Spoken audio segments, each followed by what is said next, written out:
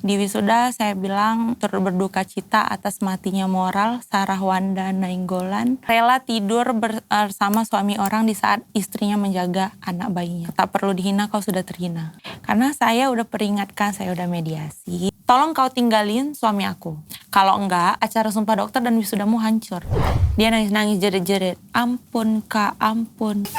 Ampun kak. Ampun kak.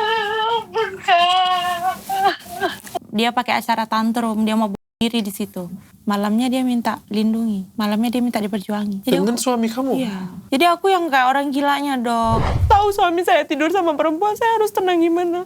Siapa yang bisa menenangkan saya? Jujurnya saya pengen lari, Dok. Pengen lari, pergi kemana gitu. Tapi saya nggak bisa tinggalin Elgar. Saya pengen lari, pengen mati aja gitu, Dok.